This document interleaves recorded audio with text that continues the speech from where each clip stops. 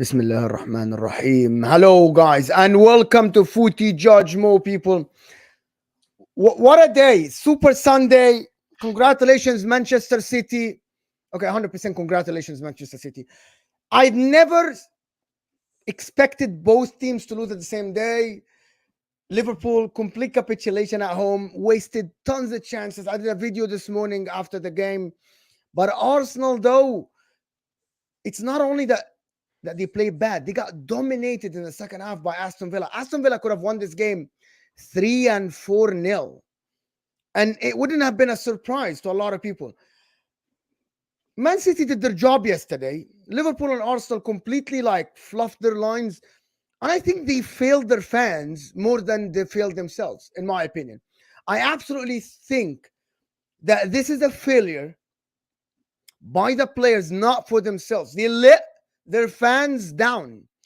Jurgen Klopp let his fans down in his final season. Mikel Arteta completely made the wrong lineup. I don't know what happened to Arsenal, but I want to know what Mikel Arteta said at halftime. How do you come out at halftime worse than the first half in your home ground? How do you come out way worse than the first? How is Unai Emery was able to motivate his team and make the right adjustments to dominate Arsenal at the Emirates and create that many chances? Absolute domination by Aston Villa. They didn't let Arsenal sniff anything. As for Liverpool, though, on the other hand, it's Darwin Núñez world and they live in it. It's literally that signing. Mohamed Salah should have gone most likely in the summer, because at the end, Liverpool will get top 4. Liverpool will win the Carabao Cup and Liverpool will get the Champions League. But that's about it. That's it for Liverpool. Losing at home to Crystal Palace, unacceptable and unpredictable. However, a lot of people said that might be the game that we lose the title. This might be the game that the season is over. Over 200 people joining us now. Listen, this is a brilliant panel, and I want to salute each and every one of these guys, and you guys have to salute them by hitting the like button. Like the video if you're watching us live now. We need to get to 500 likes right off the bat. Now, leave everything you're doing, and hit the like button. If you're watching this in the replay, hit the like button. Nobody hides. Martin, Brendan, Rack, Dio, Mike Das, Dawood will be here, and Jamie Phillips, taking time from their day after a loss to give us content, to give you an analysis of the game. Hit that like button, people. Welcome you all to the Pep Guardiola world. Footy Judge Mo lives in Pep Guardiola's world, and we all live in it. We all do. It's just a fact now. They're going to do the 4-peat. They might win the Champions League. They might win another treble. And it's going to be Manchester City's world, and we just live in it. Arteta failed his fans, failed his team, failed everyone. And I'm going to start with Brandon. Fuming, head is hot. I know how you feel, Brandon. Actually, a little bit. I know how you feel. Been there. And I want to know what you think after the game, to be honest. But guys, hit that like button, people. Hit that like button. It's a sad day for these guys, and they're giving us time. So you got to respect them and like the damn video. Let's get to 200 likes now. Brandon, how are you? Fuming. Can't lie, I'm fuming. My head's still hot. It's going to take me a little while to calm down from that, because Liverpool go and drop the ball, and Arsenal come along and say, hold my beer. We'll do an even bigger bottle job. Yeah, just like last season. It's no different. It's no different, right? And again, the manager's to blame. I said from last week, if Zinchenko starts any of our remaining fixtures, we lose the league title. We don't win a trophy this season, because the guy is an absolute liability. Once again, the goal comes down his side. Where is he? On the right wing. On the right wing. Fed up with the guy. Don't want to see him in an Arsenal shirt ever again. Sell him in the summer. Bin him. Get rid. And also, while you're at it, get rid of Lacazette from the favelas, yeah? Gabriel Jesus. My man come in as the number 9. Yeah. Can't score. An open goal. An easy chance. Put on a plate. That is supposed to be your bread and butter as a striker. And my man heads it, 2 or 3 yards wide? Ridiculous. Yeah, ridiculous. I'm fed up with it. But it all comes back down to the starting lineup again, Mo, because Kai Havertz, where's he excelled for Arsenal? In the number 9. Oh, yeah, let's put him back in midfield where he's absolutely stunk out the joint. Yeah, we'll put him back in midfield just to shoehorn Jesus in. Yeah, we'll do that. We'll play Zinchenko at left back, even though every time the guy plays, he's an absolute liability, and we concede goals down his side every single time. Example of that again during the week against Bayern Munich. Well, he wasn't playing when we got conceded. Eh? He came on after the goals were scored. Well, either way, people just blame Zinni for fun. We can't. Oh no, we don't blame Zinni for fun, mate. The end of the day, right? When Zinchenko is playing, there is chaos in that back line. Arteta asked him to invert, though. Zinni doesn't invert on his own. And here's what I don't understand: like, if the no, I agree. If the manager, so it's on the manager, then it's not on Zinni, because the manager is asking Zinni to do a job. Don't get me wrong, Dale. Yeah, I agree.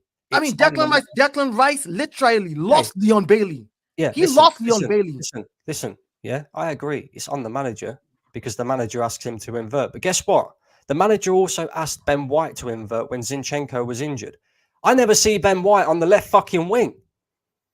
So it's all right saying, oh, it's the manager telling him to invert. Why is he on the right wing? He's a left back.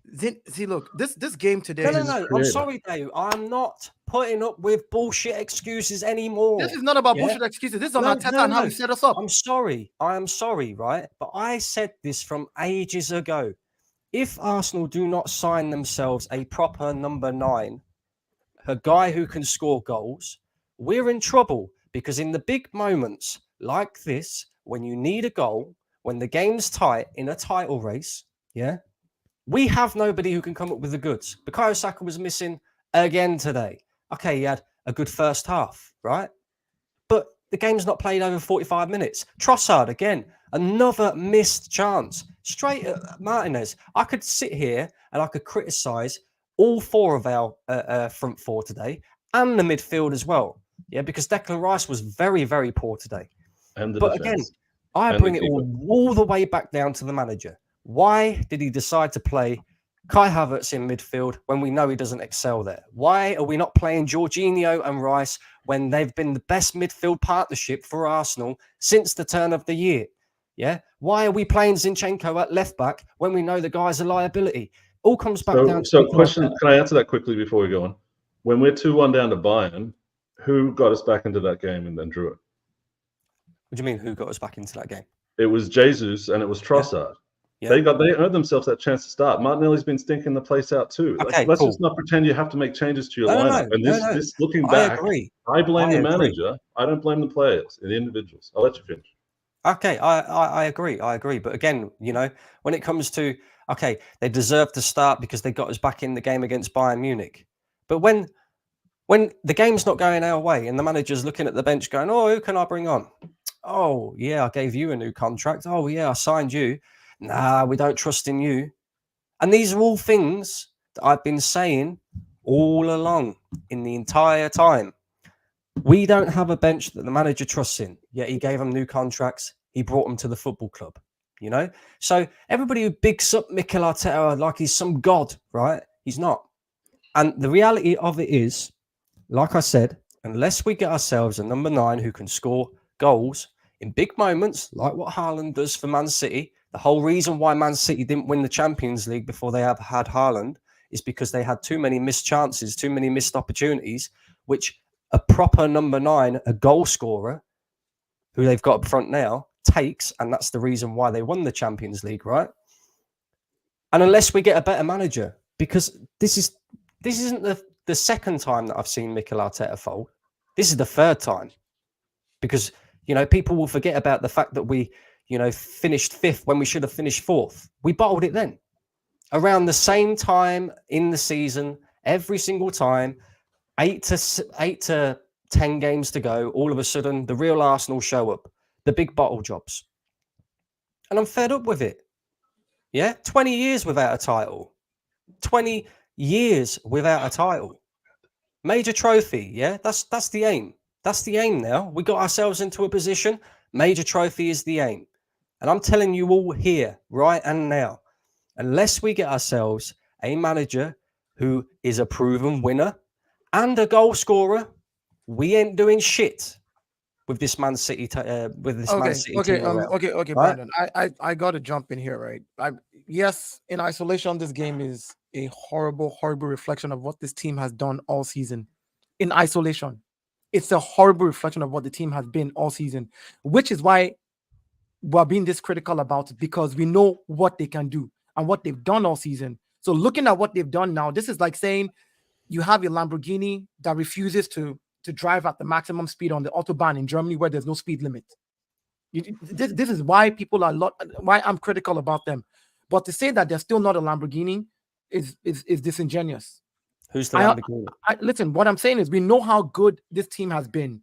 In isolation, this game. Hold on, Dio. Did you call this Arsenal team Lamborghini? No, I give an example of it. Okay. I'm not saying. I just want to make sure. What I said. It's an analogy. It's an analogy. Calm down. An analogy. So let me put it this way: you have a Formula One car in a race. All the Formula One cars in a race can all drive at maximum speed, right? If your car is not being driven at maximum speed, it doesn't mean that car is not a Formula One car that should be in the race. It just means it wasn't driven effectively. Right, so this one game in isolation, yes, I can come and smack the players across the head with the baseball bat. I can come smack the coach across the head. But to sit here and use this one game as a yardstick to judge the entire season and what they have done so far, that is disingenuous. It's not one game, though. No, listen, I will put that out there first. Now, let me. One game, no, listen, let me.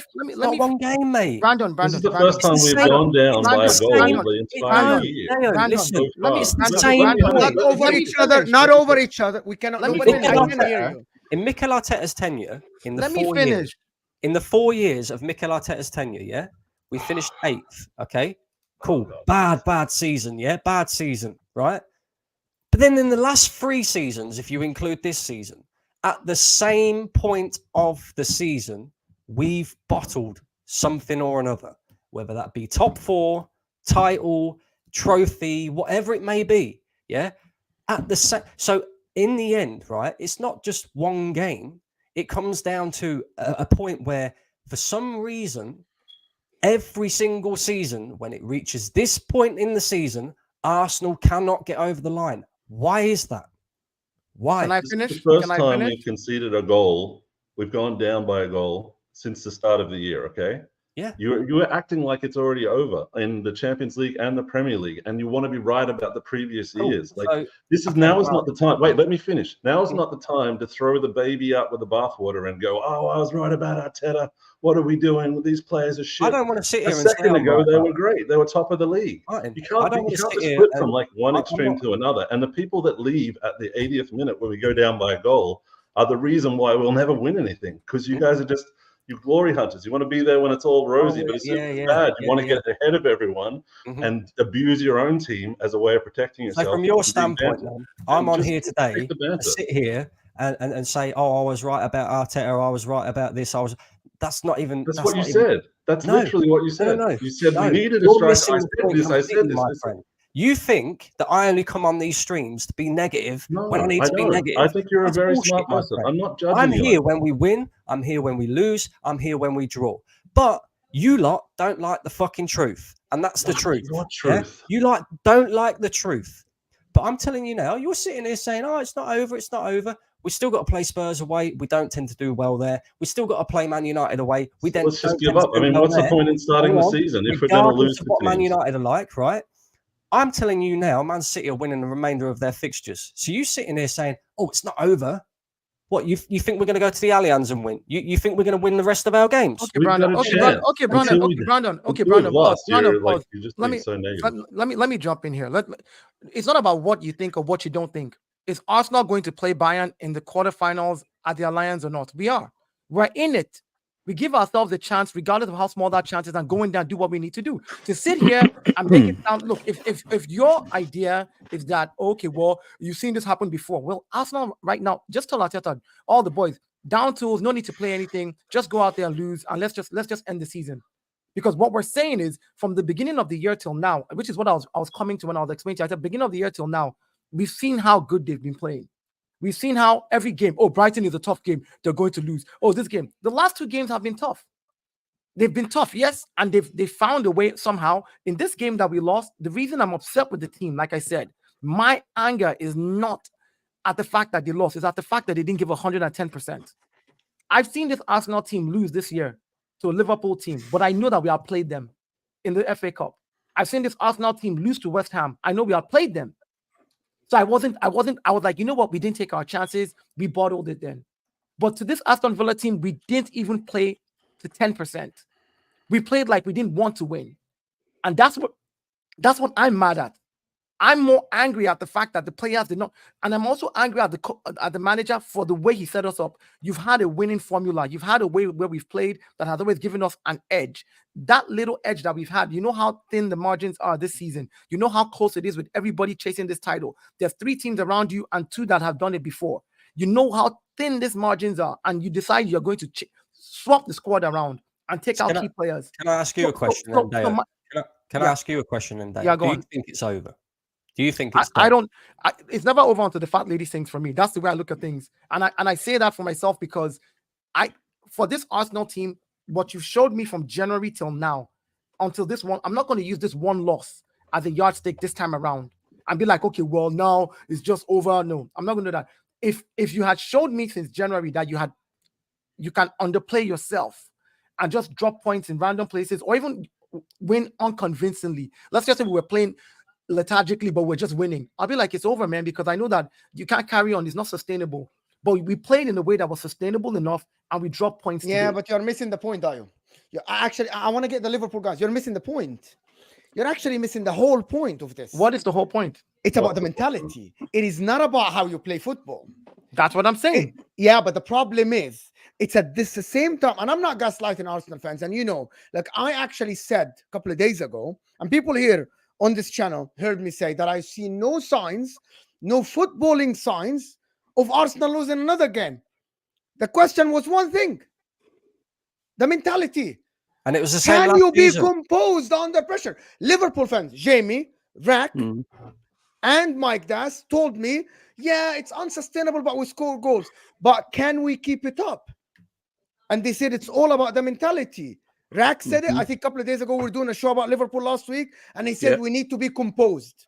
We need to be composed. We need to manage these last games.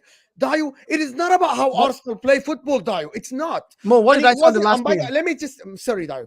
And it wasn't about how Man City play football. Everyone was talking about one thing. Which team out of the 3 will be composed? Because the 3 teams have been winning games. Mo, what did I say? What did I say?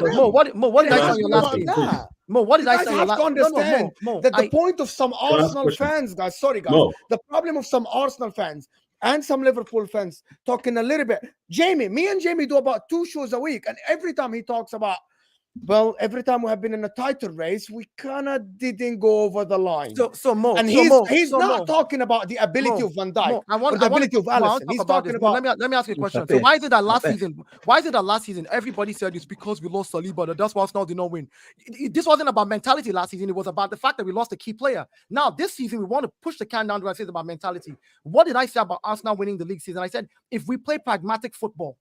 And what is pragmatic football? Sitting down there, knowing how to rotate your squad, telling them to keep it down, play easy. You did it. One goal. I said that in the last. Yeah. Hold on. But you did it. I've been saying that in the second half. I know. In the second half, you got dominated and you created. That's what I'm saying. I'm saying we didn't do what we're supposed to do. You're wrong. We didn't do what we're supposed to do. Because in the second half, you played. No, can I ask you a question about mentality? Guys, hold on. I'm just gonna respond to this, and I want to get some of the Liverpool guys. But you did it in the second half. You played pragmatic. You did not go full guns blazing. We did not play pragmatic in second half. We did not even play at all in second half. We played rubbish.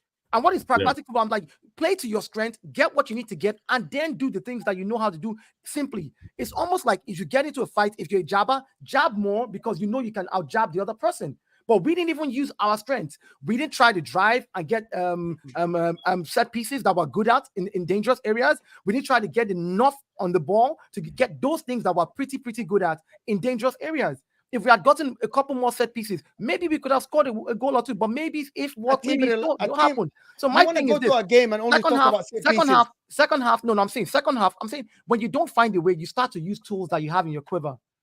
If you're fighting the war and this weapon is not working, you try another weapon. We didn't try to do anything. So we didn't play pragmatic football. We played nonsense. That's not pragmatic football at all. We played nonsense. I want to kind of get some of the Liverpool guys about like Liverpool and Arsenal and how there's difference in mentality between Man City and you guys, to be honest.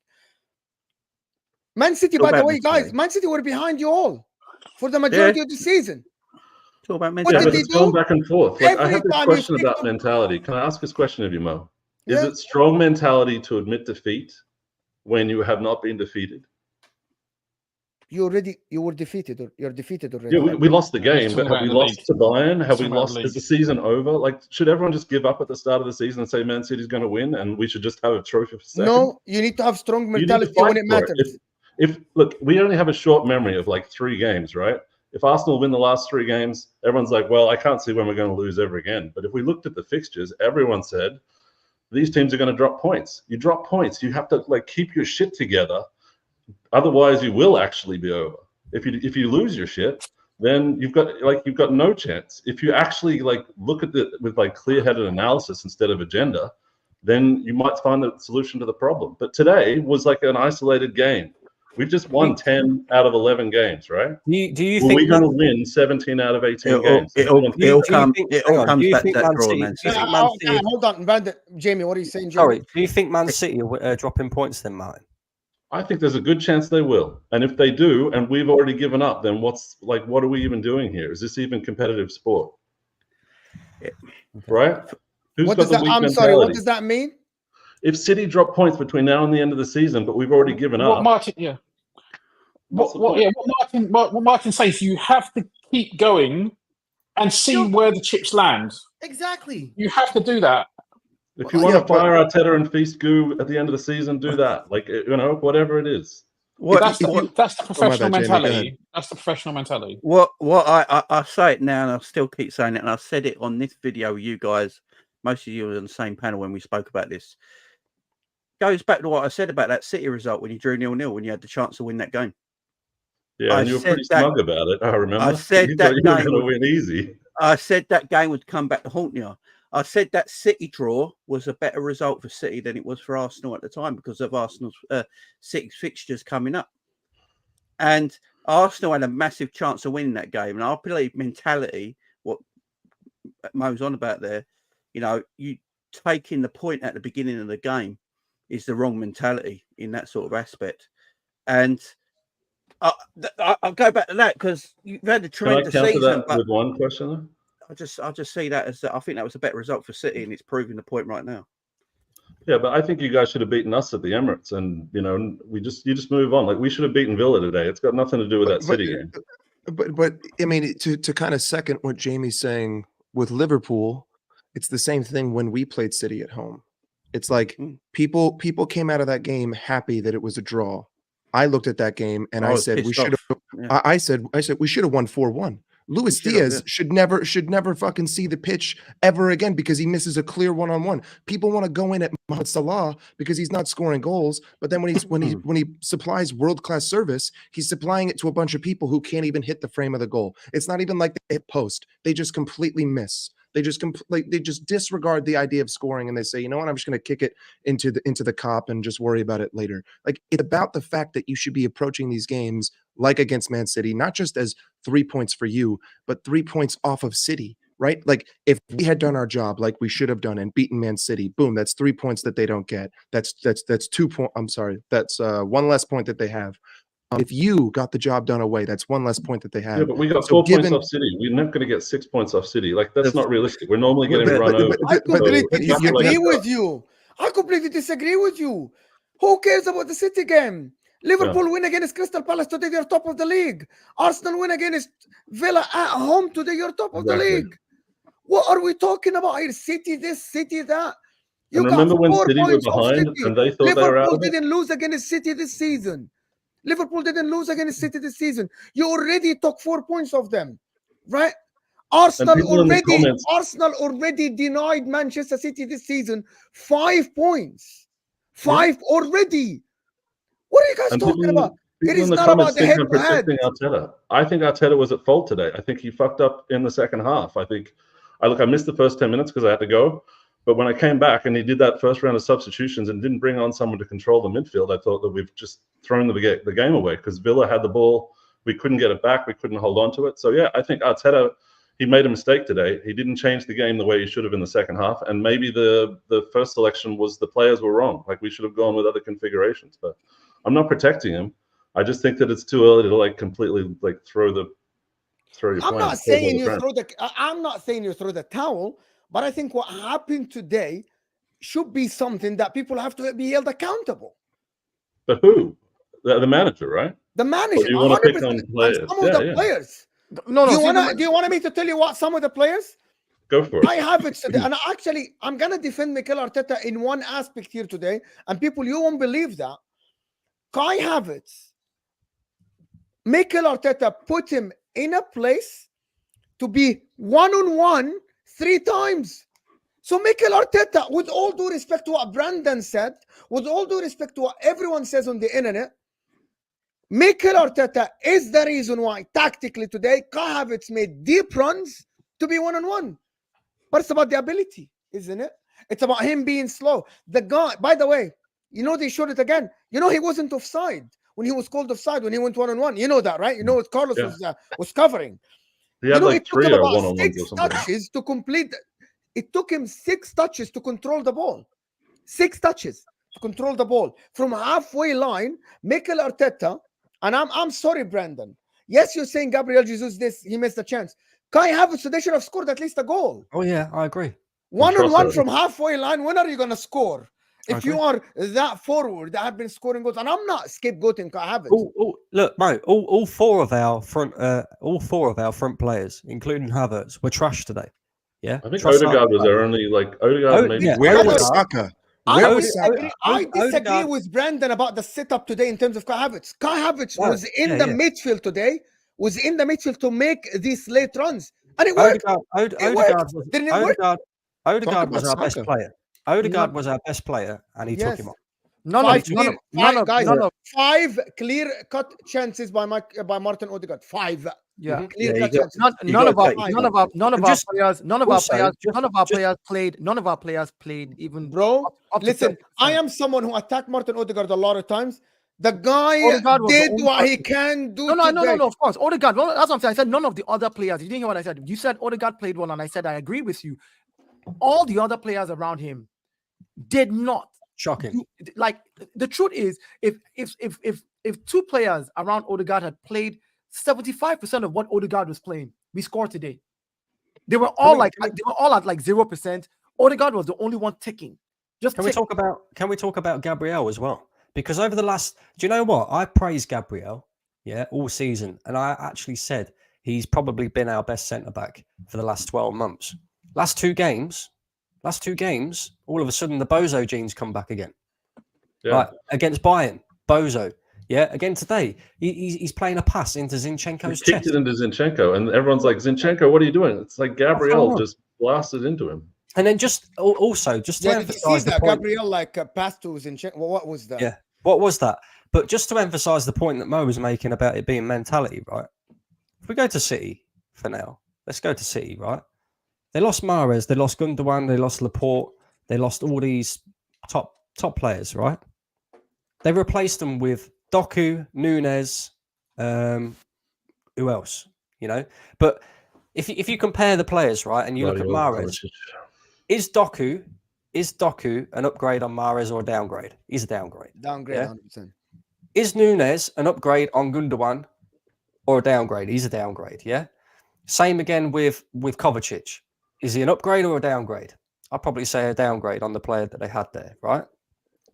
So it just shows that it is all about mentality and the mentality that stems from the manager, because we would all argue that Man City have got worse in terms of the strength of their squad, but yet they're still there. They're still there, and it looks like they're going to win another league title. So that tells you everything. It tells you. How do you get that mentality? And that's why. Those Martin, I criticize Mikel Arteta to the high heavens, because in the past 3 seasons, when it's all been about mentality, in the last 8 to 10 games of the season, and you need the mentality to be right, not necessarily the performances on the pitch, but enough to get you the results, and the mentality has to be correct. We folded. So how do you get the mentality? How do you get the mentality? Do you buy players that have already won? Like, is that silence? Is my mic working? Yeah, you get the mentality by going through stuff like this, by saying, you know what, we lost today to Aston Villa, and the next game we don't care. We can't lose. By overcoming adversity. That's the only way. Rax, you were there the other day when I was talking about Liverpool and Crystal Palace, and I made a statement about Liverpool. I said, also, hold on. Let me finish. I said Liverpool lost 3-0 to Atalanta, and I said, knowing the Liverpool that I know and the mentality that they have, unless maybe these players are not ready to play anymore for Klopp, I said, I think they will come and smash Crystal Palace 6-0. Remember, I said that. I was saying this about them because I understand their mentality. I have learned something. Not this Liverpool. Yes, they proved me wrong. I had all faith in them. But I've learned something from being someone who has, in the sports that I did, I play football on a very low level, but I did judo to the highest level, where I went to major competitions. There were people that I would fight and they would beat me and it would demoralize me, right, in the first round. But I'm like, I have 2 more fights in this round. If I win those 2, I go into the quarters. If I win that, I go into the semis. And I meet that same person in the semi or in the final. It's happened multiple times. But it took me going back, sitting down, nursing my wounds, getting up with a broken shoulder and a sprained ankle and saying, I'm going to keep going. That's how you build the mentality. Aston Villa beating us today at home has showed us something. That Emirates that we thought was a fortress, there's still a few things that need to be done, and we need to make it a better fortress. That's how you build mentality. Not a fortress. But do you know what else can affect the team's mentality? Do you know what else can affect the team's mentality? Losses can. Right? It depends on what you do with the loss. Not just losses, but decisions by managers, right? I look at Liverpool, for example, and the reason why they lost that game against Atlanta was because Klopp made too many changes. Same today with Arsenal. I hear you. There's no single reason why they lose, right? It's a little bit deeper than that. But Changes. Brandon, I hear you, but what I'm saying is, whatever you do in a case like this where the team has lost, it is what you do with that loss that gives you the mentality that you're talking about. When Pep first came to Man City in his first year, did he win? Did he win with the crop of players he had? No, he did not. Came third. And guess what? I'm sure he sat there and he told those guys, I'm bringing some more players in. This is where I want. You see all these losses here? We can't lose to these teams anymore. We can't. I will set us up for success, and you boys have to go out there. See, if Arteta sets up the team wrongly and the team plays 110% and loses, I can blame Arteta and say you set them up wrongly. But you set them up wrongly, and these boys literally did not play anything except for Martin Odegaard. That's why I'm livid. That's why I'm upset. People keep saying the end of the season is where we collapse. But under Wenger, I remember distinctly that at the end of the season, we would go on a mad run because we'd already screwed up previously in the season. When Arteta says that when they say Arteta bottled top 4 against Spurs, we were 20th after 3 games, and it took an absolutely ridiculous run to get even anywhere near top 4. So you can frame those challenges however you want. And I don't think it's healthy to just keep saying, just putting this out there that, oh yeah, we've got a mentality every season. We're going to collapse at the end of the season, because you believe it, the players will believe it, the fans will believe it.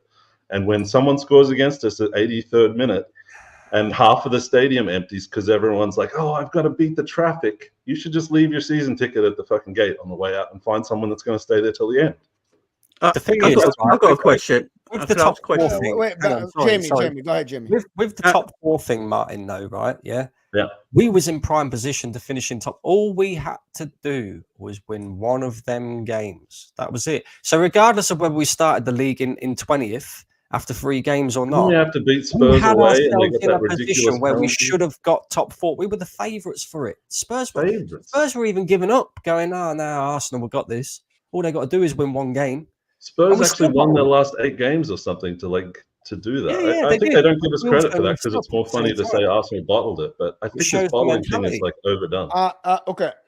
I'm gonna do the super chats after, guys. I'm gonna do all the super chat. Thank you for everybody that sent the super chat. We're gonna respond to every single one of them. Over 800 people here. I'm sure we can get to 500 likes. Jamie, you were gonna say something. I was just going to ask the Arsenal fans. Is this it for Arteta? Because how much better can this Arsenal team get under Arteta? Because they're pretty good right now. How much can he take them to even another level after this? You know, Liverpool obviously changed their manager in the summer. I don't think so. Pep staying at City. So have Arsenal got another level under Mikel Arteta? Jamie, how long is Pep staying at City? I know Vader will question me if he's I reckon how 2 more seasons. How long is Pep? Most likely 2027. Yeah, 2 more seasons years after his final. Yeah. I don't think so. Here's the thing. I think Arteta can take this team to another level, but the difference is it's in the Pep era. You see, you guys have to understand something. Regardless of what you say, in one breath, you sit here and you talk about how Pep is the greatest manager and sees the future and knows how to do whatever it is, and Pep is this great guy, and he is. He's proved it. So unless you are asking, because look around the world, is Pep the best manager in the world right now? Yes or no? Yes or no? It's just a simple question. Is he the best manager in the world? He is. Let me remind you of something, my friend. Is Pep the best manager in the world? Yes or no? Let me remind you of something. So my question is, who do you want to get that is better than Pep right now that can come and beat Pep? Who? Let me remind you of something. It's all right sitting. Oh, it's the Pep era. It's Pep this, Pep that. Guess what? 20 years ago, we were sitting here saying the same thing about Sir Alex Ferguson. Arsene Wenger still nicked 3 league titles off of him. So what are we talking about here? Like nobody can win because Pep. That's not what I'm saying. You know what? I'm sorry. I wanna say something. Right? You're gonna talk, right? Do you know what I heard from Dio? We should just accept it. It's Pep. No. That's not what I'm saying. That's not what I'm saying. How it came out. What I'm saying. That's not what he's saying. That's not what he's saying. Go ahead, Rad. What is he saying? What is he saying? Dio, hold on. Okay. My interpretation of what Dio is saying is he's not conceding, but he's saying the level is so high. The level is so high, and it's very, very difficult. You can break that down and say, okay, that's defeatist. Okay, it's Alex Ferguson, this, that, and the other 20 years ago. This is a different level. Klopp and Conte did it. Yeah, so exactly. That's what I'm saying. I mean, but Conte did it. Remember, Conte did it in Pep's first season when he didn't have the players. After that, the second season after that, Conte collapsed and got sacked. We also didn't even we also didn't challenge City that season. We won by like 20 something points. I wouldn't call that. So are we all going to sit here? Because if we're all sitting here and saying no one can do anything when Pep's here, it's laughable. No. I think you have to keep getting better every year. Like in answer to Jamie's question, should Arteta go? If Arteta gets to the point where he's not making us any better, sure, get rid of him. But if you keep making improvements, that's all you can do is make step change improvements. I agree with Brandon. We need a striker. We've already talked about this. I wanted to buy a striker in January. We need to make some steps to be a fully functional team. And I think you guys will go through this now when you've got a new manager, because you're going to have to go through these phases of faith and no faith and believing and not believing and bad results and looking for progress. And it's all these horrible words that everyone hates, but it's just the steps to get to the level that Pep is at is huge. The thing exactly what I'm saying. It's like if you're challenging in this time, right, and you lose by 1 point at the end of the season, or you lose by 2 points at the end of the season, you were challenging, right? You just fell short because of the mistakes that you made and because of either mentality breakdown in 1 or 2 or 3, 4 couple of games, which you need to work on. So for me, if at that point I have a manager who is literally going toe-to-toe, juggernaut for juggernaut, which I know that all that needs to be added, like we've identified that we need a striker. We've identified that we need certain positions filled. We've identified that we need somebody to either challenge Bukayo Saka or that is better than Bukayo Saka. Like we've identified all these things. If the club does that and we go toe-to-toe and we then don't win, then I'm like, get Arteta out. But if you're saying, like right now, let's be realistic. We are the highest scoring team and we have the best defense. But player for player, team for team, we are not on the same level with Man City. Player for one not. Actually, no. they are. We're not. How many world-class players do you have? How many world-class players do you have?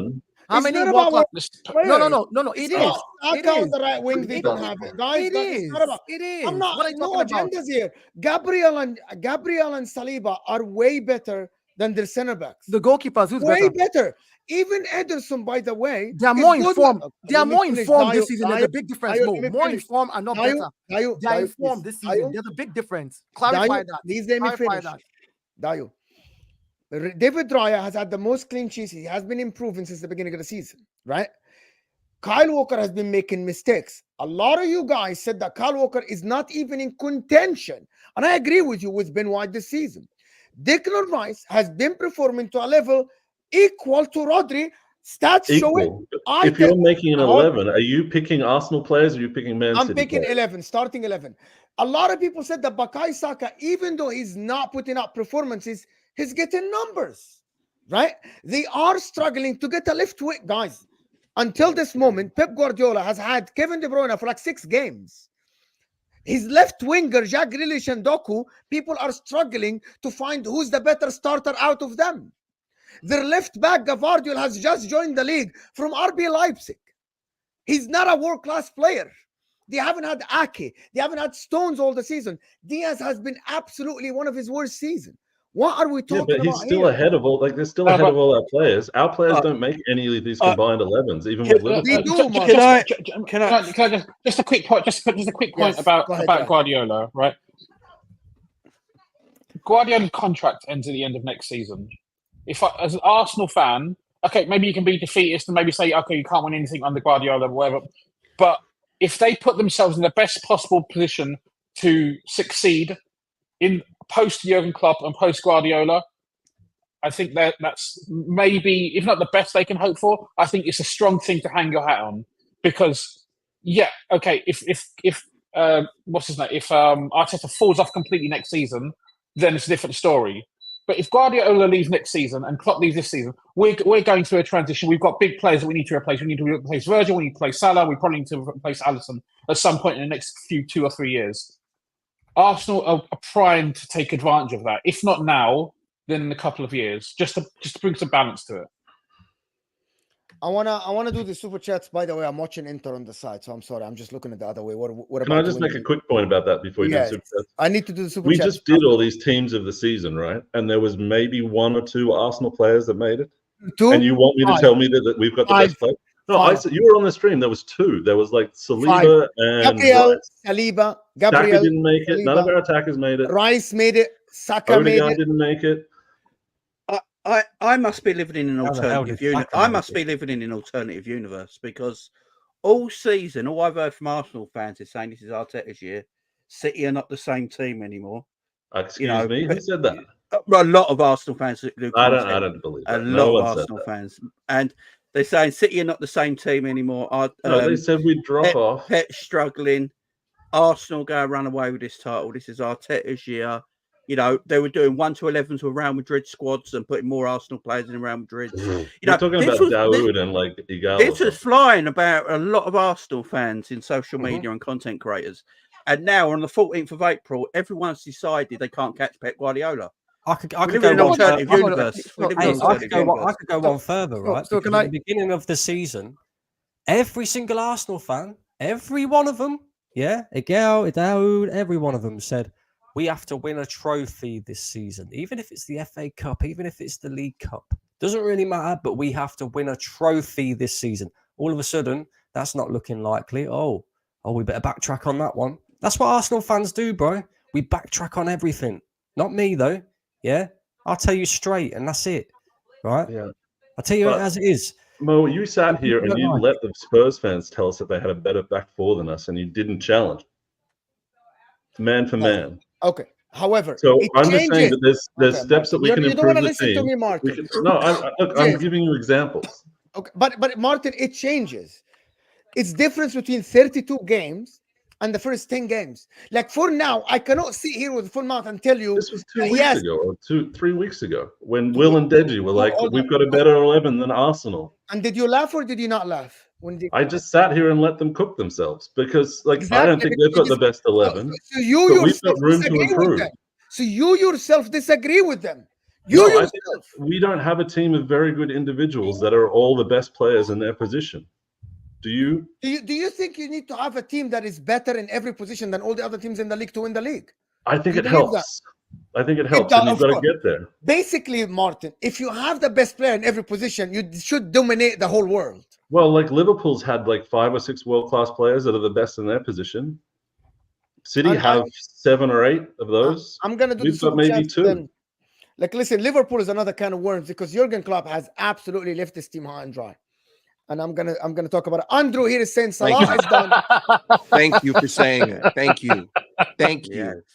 Yes. Thank you. Guys, make sure, Andrew, guys, this is Andrew I'm gonna send I'm gonna read the super chats. We're gonna respond to every single one of them of these super chats, guys.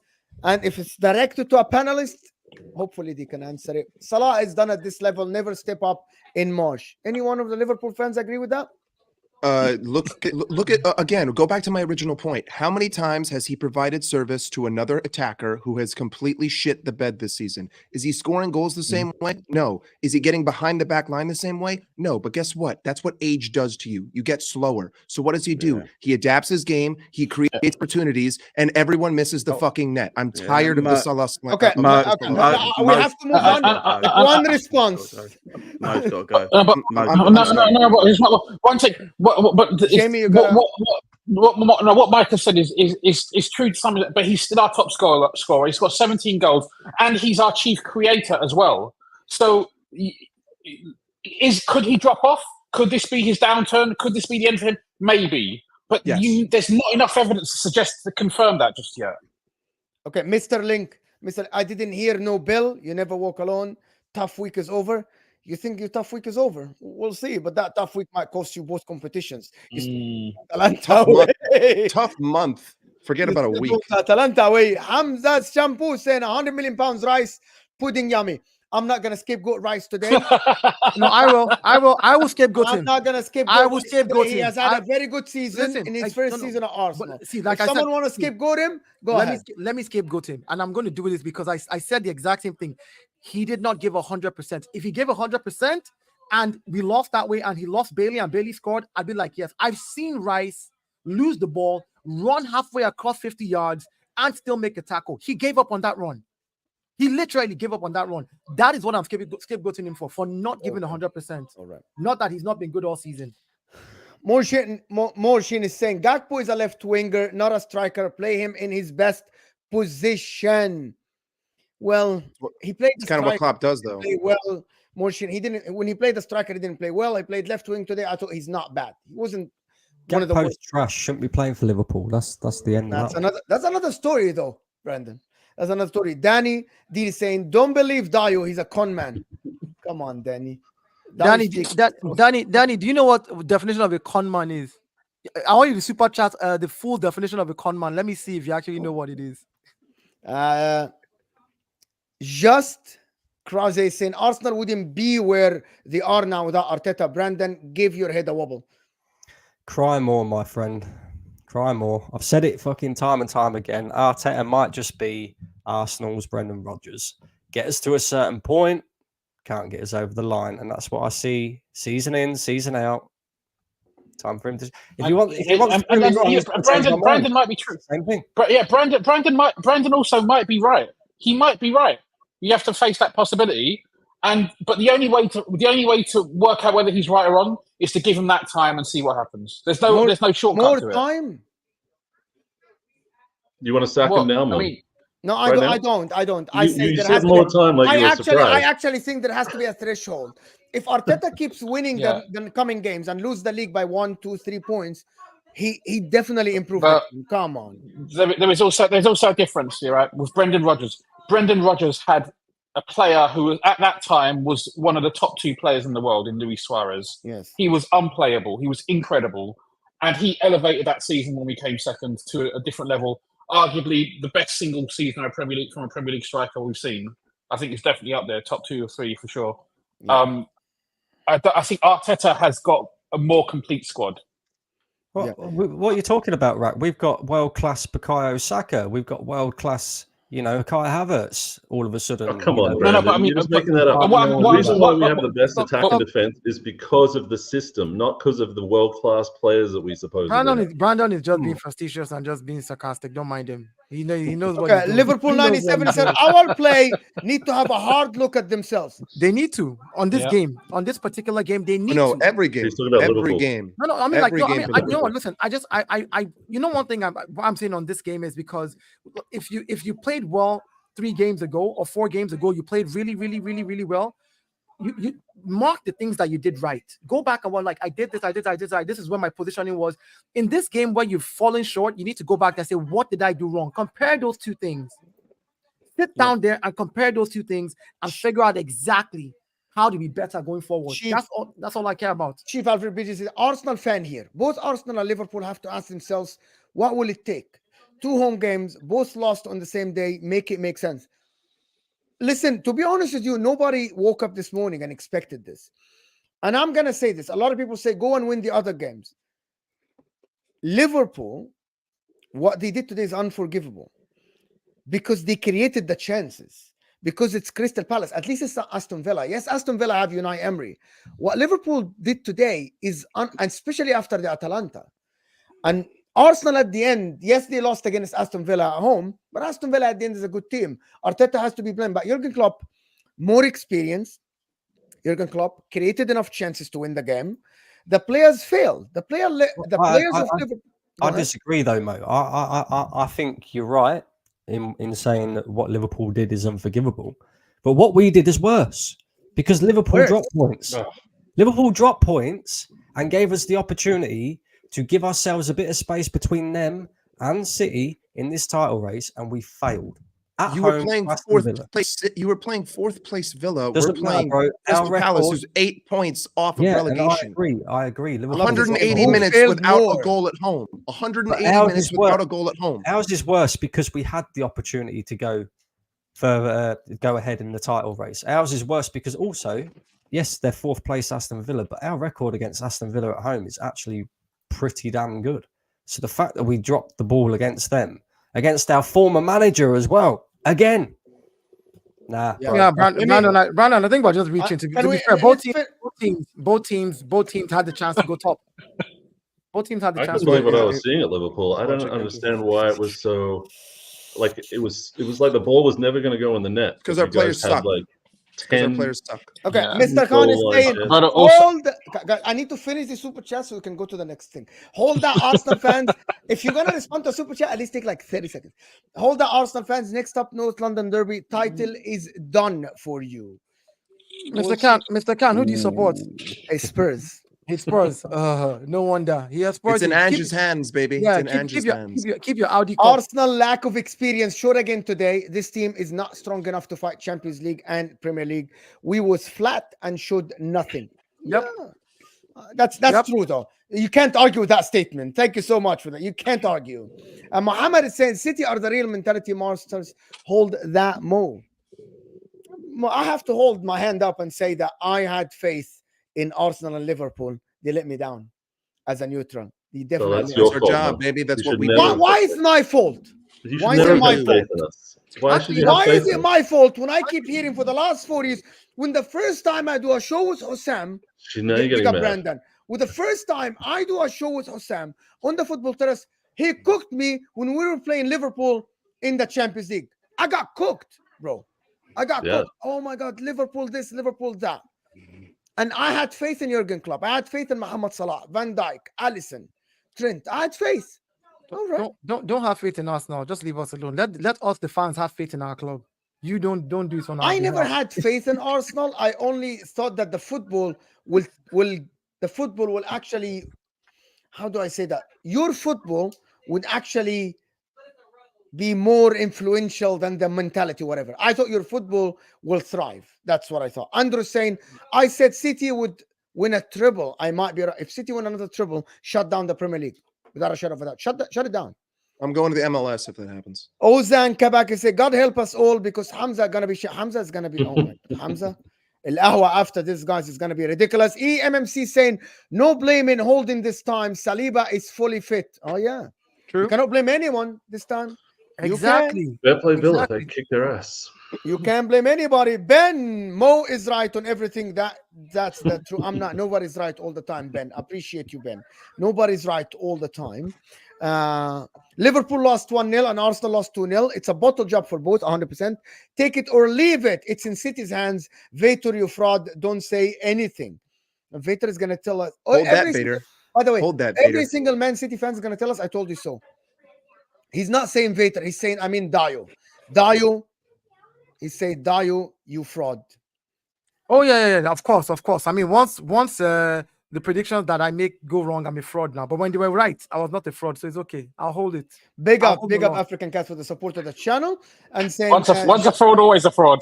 Once a fraud, always a fraud. Like Javid is saying, it is what it is. It's a terrible indictment of the league. It's a terrible indictment for the league that Manchester City have been clearly worse this season and they still look like they will win the league. 100%. Man City look worse than last season as everybody dissected their team, and they're still gonna win the league. But like how much worse? Like 1% worse. Yeah, they were treble winners last season. Let's not get carried away. Mo, let me tell you what happened. Let me tell you what happened. Finish that. There's like 5. There is this is 10 seconds. 10 seconds. This is what happened to Man City. Man City was 120% last season. They're 100% this season. They lost 20. They've come back to 100% reset. They were at 120 last season. Oh my God, you guys, excuses. I'm a fraud. I have no excuses. I want to tell you guys one thing. I'm gonna tell you guys one thing. I've been watching. Muhammad, thank you so much. Forza Inter. We are gonna win the league against Milan next week. Forza Inter. Arteta should be fired. What a loser. I'm gonna tell you guys something. Jose Mourinho didn't say this with Real Madrid. And Diego Simeone didn't say this with Atletico Madrid when they were in La Liga when Pep Guardiola was there. Nobody say that Pep, and we cannot compare him. No one ever in La Liga will sit and tell people that because of Pep Guardiola is stronger than us. Nobody ever says that, guys. Nobody ever says that. Zero talk. Wait. You were saying that a double in Pep's era would be better than City winning the treble, right? So you're admitting that the level of difficulty is extremely high to even like get. But it was the same. But it was the same with him having Messi, wasn't it? I don't know. Wasn't it the same with Messi, Xavi, Iniesta? Is City not like so far ahead of everyone else right now versus like when Mourinho and those guys were around? I don't think it's so far ahead of everybody else. It's Pep Guardiola.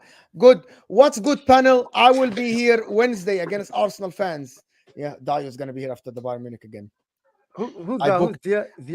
Ahmed, the Bayern Munich fan from last week. All right, Ahmed, we'll be here.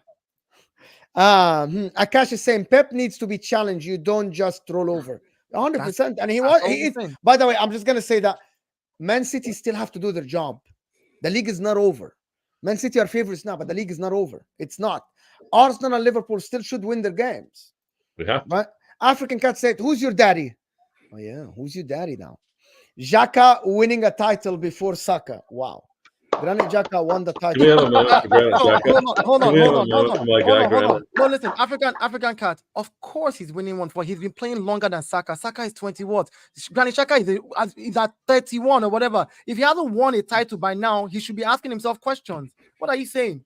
Before he wins it before him, like you're comparing Xhaka and Saka. Look at you. Fraud. No, I think you can spin that. You can say Arteta made Xhaka into a much better player, and he went on to win the Bundesliga and stop Kane. Exactly. There you go. Exactly. So we said Pep never lost a close title race in his career. Pep has never lost a title race. Was the Madrid the one he lost to Madrid? Wasn't that close? It was very close. It was actually very, very close. That was disproved almost immediately. As soon as that super chat got sent, it got disproved. So EMMC saying Pep has been all over tactically this season. What are we talking about here? Individual brilliance from likes of Foden has carried us this season. Yeah, a lot of Man City fans didn't know the good starting lineup. So no excuses for anybody, people. You know, but that's what I said, Mo, in the stream earlier today. I said this at the terrace, and I said what Arsenal doesn't have are game changers like that. We don't play that way. We don't have guys Saka, bro. No. Let's stop this. Let's stop this nonsense. And I've been saying this from the beginning of the season. Saka thrives fully in Arteta system when it is firing on all cylinders. That's when you see Saka thrive. That's when Saka thrives. Arteta has a system that they play in. There's a big difference. And when everybody starts to say nonsense like, oh, Saka versus Foden, I'm like, no, there's a big difference in how technically Foden is better technically. They don't play the same thing. And for me, the only time you see Saka like literally looking good is when that right side of Odegaard, Ben White, overlapping, drawing players away from him so that he has a one-on-one chance to do what he needs to do very well. So we don't have game changers. We don't have a KDB. We don't have, so that's the difference. So I don't understand people start saying, yeah, Wenger won 3 league titles in 22 years against Fergie. Klopp won 1 league title in 8 years against Pep. Dio is stating how good Pep is. I agree with you. Pep is amazing. Pep is the best coach in the world at the current moment. No one is arguing this. Guys, it's over 800 of you here. Can we get at least to 500 likes? Come on. Martin, the Mancunian way. I said weeks ago, we were unbeaten since December on a huge run. We apparently aren't the same team yet. Top and Paqueta deal agreed, and Pep extension is coming. Reality hits. Great, Martin. Let someone else have a turn. Big up, Martin. Thank you, Martin, for the super chat. Yes. Martin, saying, you should super chat a 50 pound. You're top of the league now. You're making money. I don't like this, Martin. You can't just come here and do 10 pounds. Super chat 50 pounds right now. Frodester, you sold Gunners a dream. Did he? I sold Gunners a dream. If every Arsenal fan in the world is listening to me as their yardstick and the way I talk, you will know exactly where I stand. So you yourself are the fraudster because you still need super chat. What I said super chat, the definition of a con man. I want to see that whole sentence because I know it's going to cost you about 20 pounds. So do it now. Just Krasi is saying, as an Arsenal fan, it hurts to see us drop points. I think next season will be crunch time for Arteta. Very simple. Why not this season? It doesn't make any sense. What makes it next season not? Why not the season after? I need someone to answer me. Let me tell you. Let me tell you. Let me do the last super chat and then you can answer this. The last super chat. 2012, Real Madrid scored 100 points to Barca's 91 when Pep lost. So it's very close, JW. That's 9 points still. Guys, I want to just say one thing. I want to appreciate everyone supporting the channel, sending a super chat. Thank you, everyone that is absolutely sending a super chat, supporting the channel. You guys make the conversation by sending a super chat. Hit that like button for us. Get us to 500 likes because this is what the show is. Your opinion, guys, matter. Thank you so much. We'll speak about Liverpool after Dio's point. Okay, so you said why not this season? Why are people saying next season? Why am I even saying? So what's the question? Should we sack him this season? No. Why is it next season, not this season? That we sack him, or like if he doesn't win anything next season, why is it next season? Because you need to look at what has been set up, right, and then say to yourself, if we sack Arteta now, right after this season, and bring in a new manager next season, does he want to work with the crop of players that Arteta has? Are we getting rid of some players? Is he bringing in new players? We're starting a new system. How long are we going to give this other new manager to start again? If this new manager, unless we are getting somebody who is coming to knock Pep off the pedestal fully. Now, the difference is Arteta has gone toe-to-toe with Pep for 2 seasons now. When I say, I think for the title, last season where we bottled it, and this season where we're still in the race, even though we lost today, he's learned something about this Man City team and Pep, and probably how to even beat them. A new manager is going to come and learn a new role immediately. No matter how good you are, we've said it clearly. Pep is the best coach in the world. He's the best manager in the world. So any manager coming in that you bring, no matter how good they are, have to come and learn the ropes against him in the first season or 2.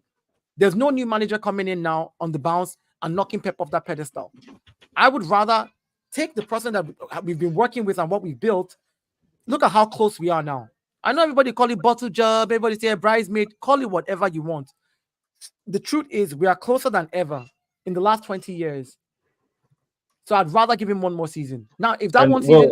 Can I also say this there, like, if Arteta was so bad, people shouldn't want him sacked. The reason why people are screaming butlers and he should go and all that kind of stuff is because they don't want us to be where we are. They want us to go back to zero.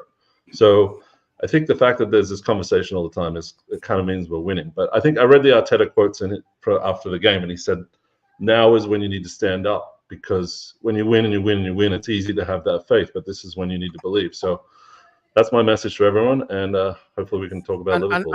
And finally, sorry again. When your rivals say sack your coach, sack your coach, sack your coach, sack your coach, or we get rid of your coach, it's because your coach is they're afraid of what he's doing. He may not be winning right now, but they're afraid of what he's doing. You can see how many people were excited about Klopp leaving. Did you see rivals and how they were just like, yeah, like there were more rivals throwing parties in their houses? I know a Liverpool fan here in Texas. Like, I'm excited that he's leaving. Listen, no, I'm absolutely ecstatic. I cannot so I'm wait. just The saying, summer cannot come soon enough. Listen, but you see, while you're excited, right? The only reason rivals are excited is because they don't like the competition that he brought. Now, you guys set him to a higher standard. You guys wanted more from him. You wanted him to do better, which is great. Every fan should want that for their team. But other teams, rivals, were like, thank God. Let them just get a new guy. Let them slow down for a little bit. Maybe we can do something while they are rebuilding. Do you see what I'm saying? Like that mentality. So when fans say, oh, get rid of Arteta, I know why they're saying it. Some of these so-called fans will take Arteta at their club. Immediately, Arteta leaves us now. Some of these so-called not jobs. Jamie, you telling me you didn't cry when Klopp said he was leaving? I heard about Liverpool fans that would go and pick their kids up from school and cry together when Klopp said he was leaving. You're not? Yeah, they're called business, pussies. brother. Exactly. They're all bitches. Okay, I wanna hear now, guys. Now it is cooking time. Liverpool time. Cooking time. Cooking time, baby. Liverpool. Yes, sir. Who's more? Who bottled it more, Liverpool or Arsenal? Liverpool. We play Crystal Palace at home.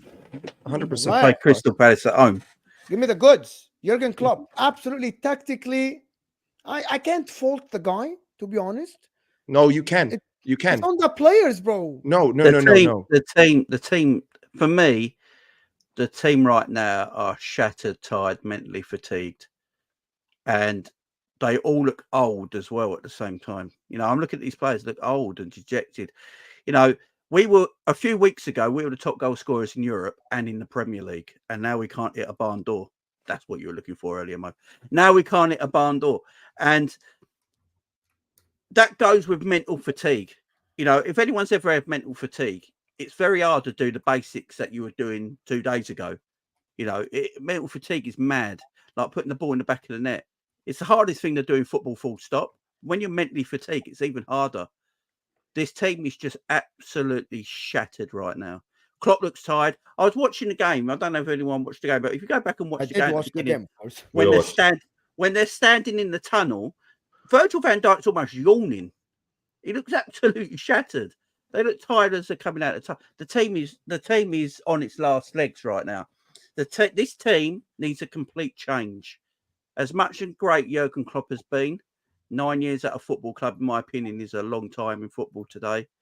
And I think this system now, I don't know if Rack and Mike will agree with this, but I think the system we play now is starting to get a bit fragile. It's starting to get a bit tired.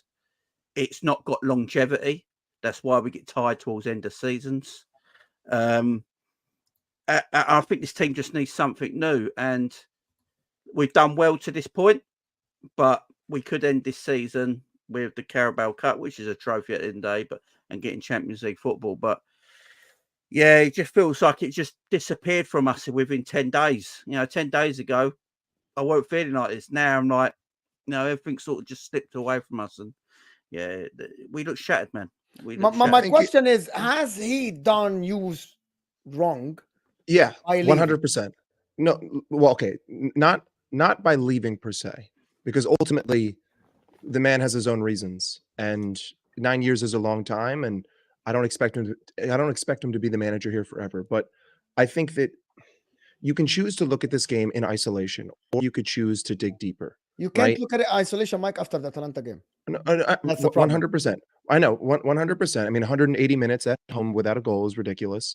But ultimately speaking, when it comes to Liverpool right now, did we have enough opportunities to win this game, even compared to Crystal Palace's opportunities? 100%. 100%. Endo hit the bar. Luis Diaz, you know, Anderson wasn't even trying to make the save there, and it happened.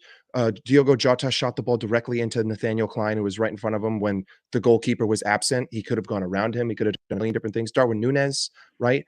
But when you look at this, at least from what I'm seeing, can you make the argument that the players are missing chances? 100%, because they are, right? But ultimately speaking, why are these players here? The quality of these players, why are they here? I mean, in 4 seasons since we got rid of Michael Edwards because of Klopp's stubbornness, and it's my belief that Klopp is the reason why Edwards left. In those 4 years, what have we done? We've won 2 Carabao Cups, and we've challenged for a title. And that's 4 years since the last time we won the title. And look at the players that we have bought since then. Alexis McAllister is by far the best player that we have purchased, and that's one guy. The rest of them, the quality is simply not there. Cody Gakpo, the quality is not there. Luis Diaz, the quality is not there. Darwin Núñez, the quality is not there. Szoboszlai, not there. Gravenberch, not there. Ultimately speaking, he was the man to make these decisions. He was the man to stick by Jordan Henderson for 2 seasons too long, to stick by Fabinho for 2 seasons too long.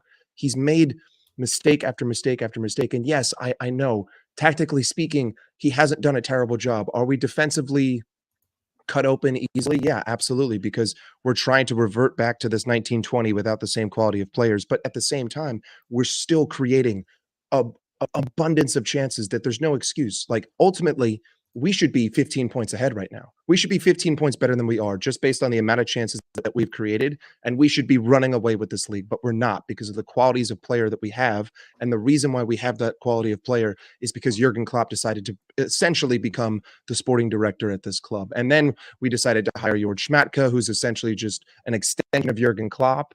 I can't wait to just move on and move forward and not try to revert back to some old system that used to work in the past, and instead try to build something new. Because to me, it's not sustainable football. You're relying on players who aren't good enough to show up day in, day out. Mohamed Salah is really the only one there. I mean, Diogo Jota is a great finisher, but he doesn't stay healthy. So I can't really blame him. And the players that do stay healthy, they cannot score. They cannot score. So to me, it's like a paradox, because while on one side Klopp has done enough tactically to have us win games, on the other side he hasn't supplied players who can get the job done. So it's a very confusing conundrum right now to kind of be a Liverpool fan. And I don't accept this idea that, this is Pep's league and it's just too hard, because I mean, in another alternative reality, we score these chances and we're 15 points ahead of Pep with this team that on paper is the weakest of the 3. So, I just think that a lot of it's on the players, a lot of it's on the effort, especially from what I saw today. I mean, Robertson looked like one of the only players on the pitch who actually wanted to wear the jersey. I mean, just the lack of composure in front of goal. Like, these are clear-cut opportunities. Curtis Jones, all you have to do is lay the ball off to your right. Literally, just kick it to the right. Or you had Szoboszlai. He had Szoboszlai on his left. You could go either way. And this goes back to this. This is what happens when you're mentally fatigued, though. This is what I keep saying. Because 2 100%. Weeks ago, I don't think I heard anyone talking about the players' ability when we were winning everything. This is my thing. I just feel like we're at a stage where everyone's like confidence. Everyone's mentally fatigued. This is what Klopp's teams are. They're so all-out attack and press everything and can run all day. You just run out of steam towards end of seasons. We've seen it in Klopp's teams previous years.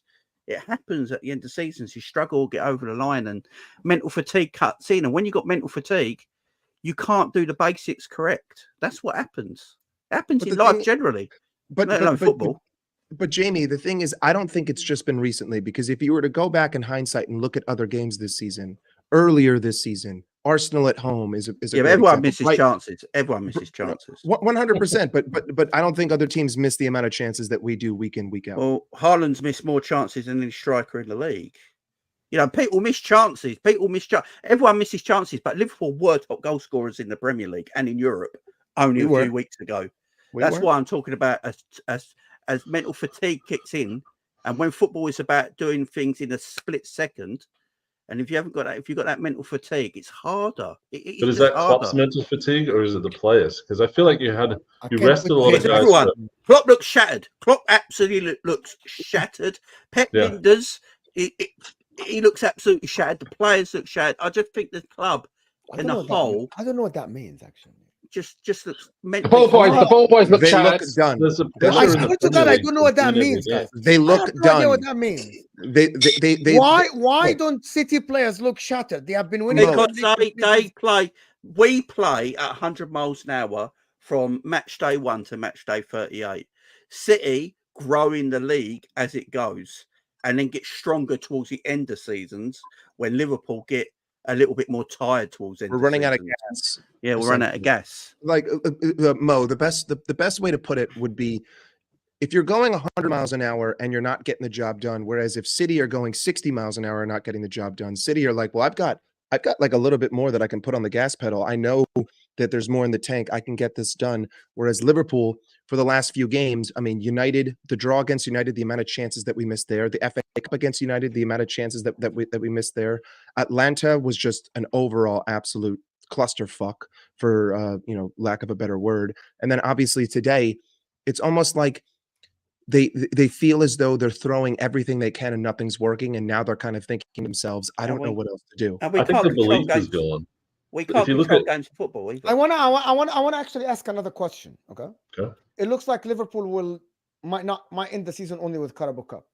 Yeah. Liverpool will end this era of 9 years with Jurgen Klopp with a Premier League title, a Champions League. It's not an agenda. It's actually true. It's a failure. Is this a failure? Yes. Are you expected to go to a banter era? Getting Amorim does not, and because Diaz might not be good enough. Salah is leaving. Listen, I'm saying the facts, right? Salah needs to leave. Yeah. Salah might leave. Van Dijk, by the way, might leave next year or something. Right? And Van Dijk cannot carry the defense. Konate is not good enough, in my opinion, by himself. The mistake he made today was inexcusable. Szoboszlai has been proven to be not good enough, right? Diaz is the flicks and tricks and all this stuff. No output. No end game, nothing. You know what I mean? Darwin Núñez might never be the forward that Liverpool needs. You might be going into a top 4 stuff. You know what I mean? You might be going into a top 4. It's crazy how these extremes of narrative. I know that for Liverpool, and I want to get Rak's opinion here, because me and Rak talk about this all the time. I know for someone like Rak, Jamie, and Mike, who have been supporting Liverpool for about 20 years, this has been a very successful era and a joyful era for you, right? A joyful era for you. But in the grand scheme of things, is this a successful thing? Is this a successful era? From looking from outside? It's with the amount of players you had. But there's difference. You said from looking from outside. If you're looking from outside, you need to ask the other guys. Right? Because a successful era is compared to others. Right, because for Liverpool, the eras you had before were not as successful as this recently. So this was definitely going to be a success. Being second after years of being fourth is a success. There's a bit of nuance to this. Like, I've really enjoyed the Klopp tenure. I think Klopp has made us love Liverpool. Not necessarily again, because I've always loved Liverpool, but it's reinvigorated my passion for Liverpool to some extent. The way that he is as a guy, the way that we've played football, the things that we've done, the adventures we've gone on, that's been amazing. Is the trophy haul a little bit underwhelming? I can see why people would say that. Would I have hoped for more? Yes. When Jurgen Klopp came in and he said, I think we'll win the title and stuff. After we achieved that title, that first title victory, I thought we would go on to win more. And in that respect, I think it has been underwhelming. But it's like the season we did a double. I've always said before that if Liverpool win the league or the Champions League, it's a failure, right? But then that season we ended up winning the 2 cups, and we fell short in the league. We fell short in the Champions League. But I still really enjoyed that season. So what do I do? Do I retrospectively go back and say, oh no, I haven't enjoyed that season at the end of the season, and to say, oh look, we didn't win the league, it's a failure. If I wanted to be very binary about it, yes, no, success, fail, sure. But life is full of nuance. Life is full of shades of grey. And I'm not going to look back on this era with negativity. I would have hoped we would have won more trophies, but you don't always get it's weird. It's weird because if you ask a lot of Liverpool fans, they will say Bill Shankly is Liverpool's greatest ever manager, yeah, but he didn't win nowhere near as many trophies as Bob Paisley, who came after him. But he's always going to be regarded as what he did for Liverpool, bring them back. And I think with Jurgen Klopp, it's this is Liverpool fans thinking only. And if you talk to Liverpool fans, especially older Liverpool fans, they will say Klopp reminds me of Shankly because he brought Liverpool back from, the where they're not competing for anything to The dead.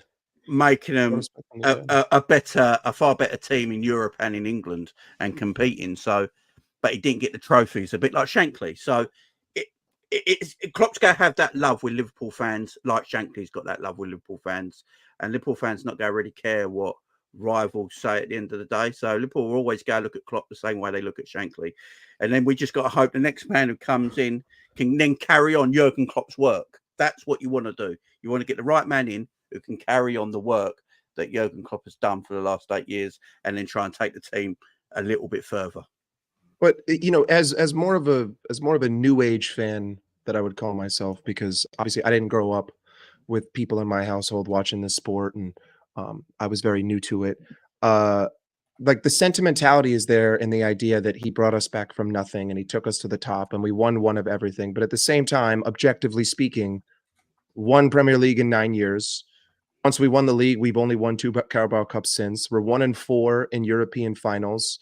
It's like we left a lot on the table, is what I would say. And I would say that I love Jurgen for what he did, and I don't think anyone else could have taken us to where he took us from where we were. But at the same time, you can't help but think, how close are we to something so much more special? What could it have been?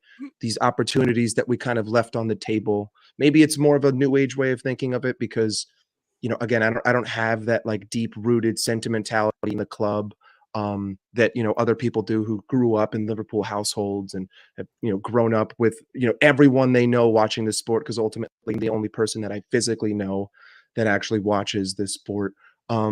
But, you know, like from the outside looking in, you can be critical and say that you haven't won that much, but to Liverpool, it's always going to be something different because of where we were. But like to lose the league 3 times off, like by 1 point, you know, 99, 97, 93, to lose the first, you know, Champions League final the way that we did, with Karius disaster and Mohamed Salah being taken out of that game. And then the second time to just go up against the best performance by a goalkeeper in the history of a Champions League final. It's like, it's painful, but you know, this is just like Rax said, this is the nuance of the game. Like, this is the sport, this is the highs and lows. And, you know, you can't kind of sit here and sulk about what could have been, and you just got to be grateful for what was.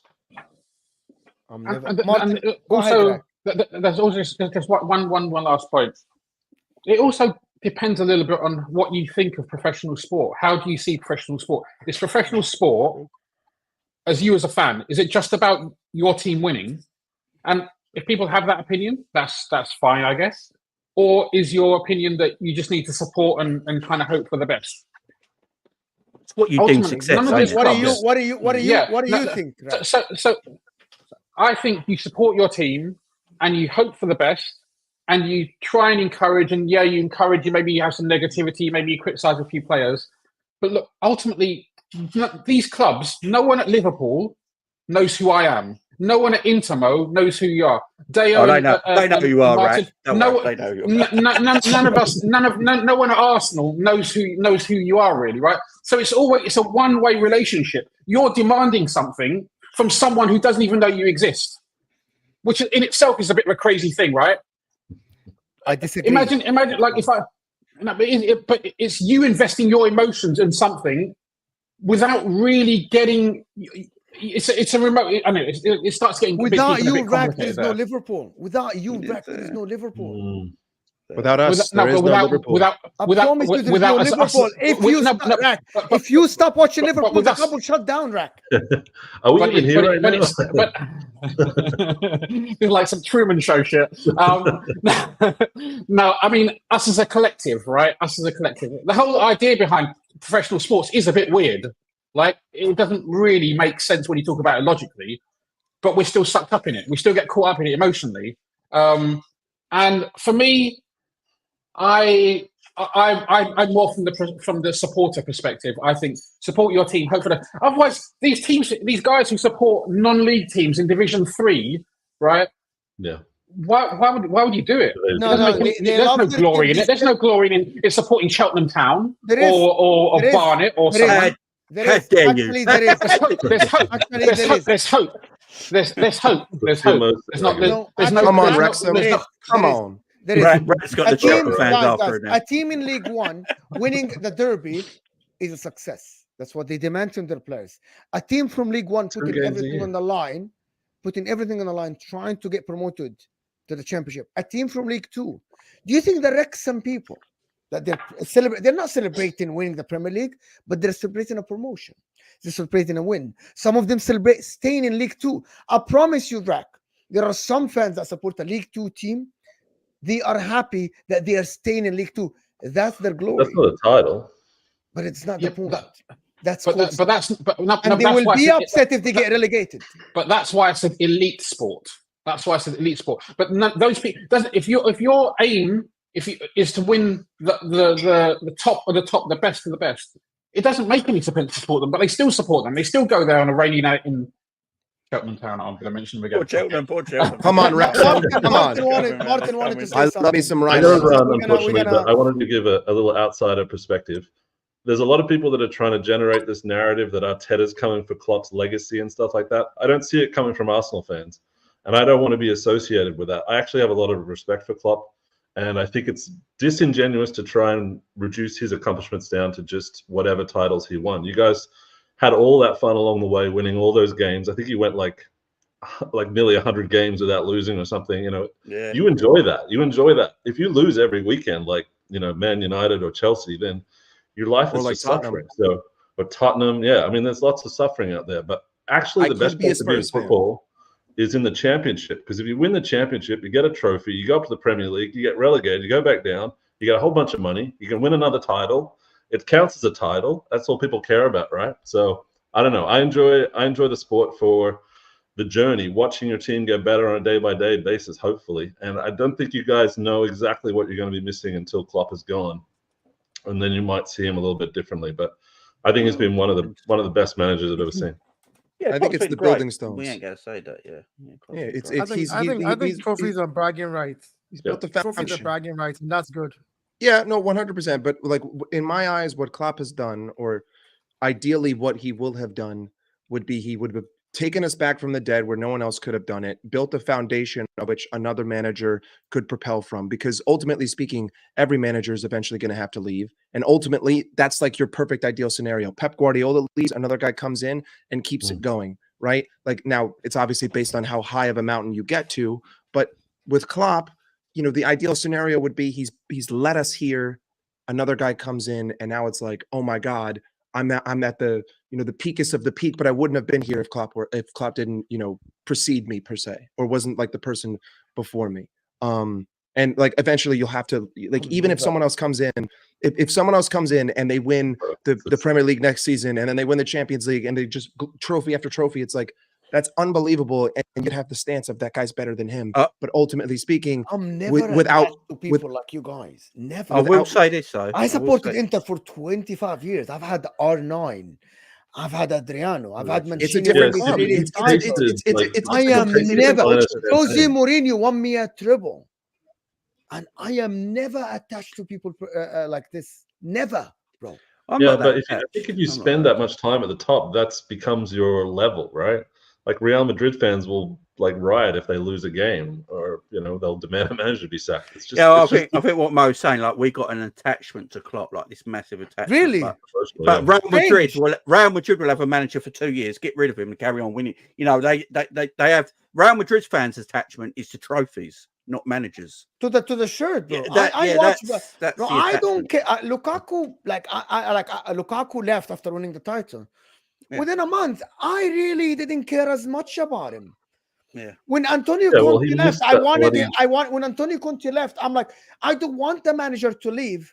But once they leave, whatever. You didn't just use Lukaku as an example, right? Because he missed that chance in the Champions League, and you guys gave City the Champions League. Before that, he came to Inter with the big money, and we won the league after 10 years of not winning.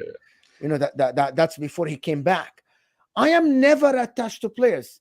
Probably, arguably, people say that I'm attached to Javier Zanetti, for example.